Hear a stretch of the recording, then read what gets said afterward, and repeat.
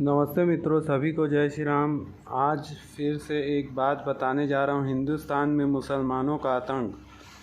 हिंदुस्तान में आए दिन मुसलमानों द्वारा आतंकियों से भी ज़्यादा खतरनाक हमले हो रहे हैं।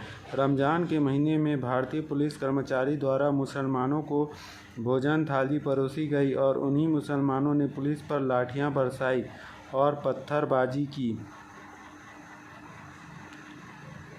भगवान श्री राम के जन्मोत्सव रामनवमी के पर्व पर मुस्लिम लोगों ने देश भर में हिंदू धर्म यात्रा पर पत्थर बरसाए और मंदिरों पर पेट्रोल बम फेंके। वही घटना फिर हनुमान जयंती पर भी हुई।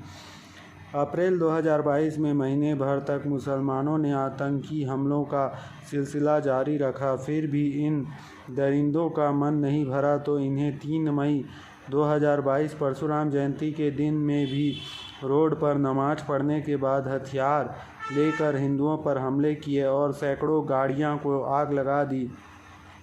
हिंदुस्तान के संपूर्ण हिंदुओं का भारत सरकार से विनती है कि इन मुस्लिम समुदाय पर कड़ी सख्ती करें, इस पर पाबंदी लगाया जाए।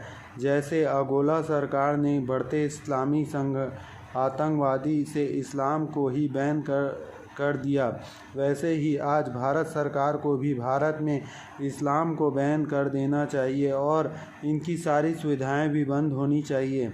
भारत में बढ़ती जनसंख्या को नियंत्रित करने के लिए अब भारत में जनसंख्या नियंत्रण कानून लागू करना चाहिए।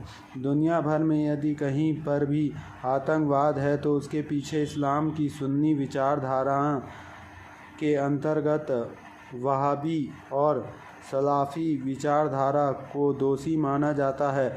इनका मकसद है जिहाद के द्वारा धरती को इस्लामिक बनाना। आतंकवाद अब किसी एक देश या प्रांत की बात नहीं रह गया है, यह अब अंतर्राष्ट्रीय स्तर पर गठजोड़ कर चुका है और इसके समर्थन में कई मुस्लिम राष्ट्र और वामपंथी ताकतें हैं। Saudi, Syria, Iraq, Afghanistan, Kurdistan, Sudan, Yemen, Lebanon, Pakistan, Bangladesh, Malaysia, Indonesia और तुर्की जैसे इस्लामिक मुल्क इनकी पनाहगाह है। इस्लामिक आतंकवाद की समस्या व उनकी जड़ के असली पोषक तत्व सिर्फ सऊदी अरब, चीन, ईरान ही नहीं हैं। इसके समर्थक गैर मुस्लिम मुल्कों में वामपंथी, समाजसेवी और धर्मनिरपेक्षता की खोल में भी छुपे हुए हैं। इनके कई छग संगठन भी हैं जो इस्लामिक शिक्षा और प्रचार प्रसार के नाम की आड़ में कार्यरत है।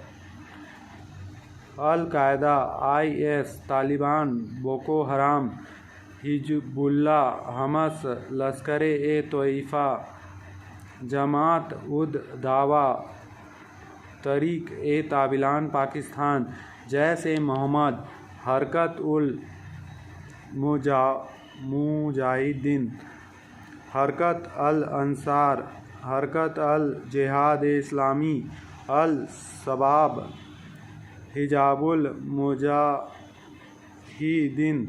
अल-अमर Mujahideen, Jammu Kashmir Islamic Front, Students Islamic Movement of India, Deendar Anjuman, Al Badr, Jamaat ul Mujahideen, Dukhtaran e Millat और इंडियन मुजाहिदीन जहां इस्लाम की एक विशेष विचारधारा के संबंध रखते हैं, वहीं इस्लामिक मुल्कों को छोड़कर हर देश में कम्युनिस्टी या समाजवादी विचारधारा की आड़ में ये संगठन पल और बढ़ रहे हैं। एक और जहां मुस्लिम मुल्कों में हिंदू, ईसाई, बौद्ध आदि अल्पसंख्यक पर हमले करके उन्हें वहां से खदेड़ा जा रहा है, वहीं दूसरी ओर गैर मुस्लिम मुल्कों के मुस्लिम बहुल क्षेत्रों में दहशत और आतंक का माहौल बनाकर वहां से भी गैर मुस्लिम इस्लामिक ईसाइयों, बौद्धों, शियाओं, अहमदियों आदि को खदेड़े जाने की साजिश पिछले कई वर्षों से जारी है। इस साजिश में वामपंथी में लगभग सभी आतंकवादी गुटों को प्रत्यक्ष या अप्रत्यक्ष रूप से समर्थन दे रहे हैं। इस बात के कई सबूत पेश किए जा सकते हैं।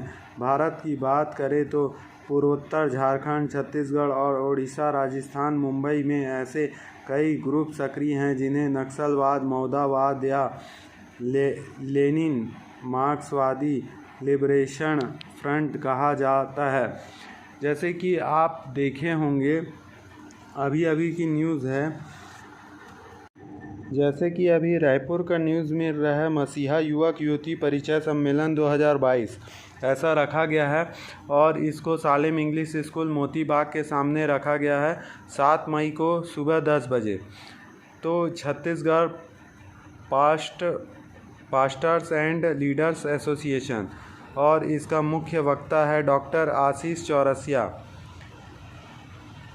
और इसमें बहुत लोग जुड़े हुए हैं। हरीश साहू, रघुलाल धीवर, चंद्रकांत साहू, कमलेश मसीहा, तो ये उपाध्यक्ष है, कमलेश मसीहा उपाध्यक्ष है।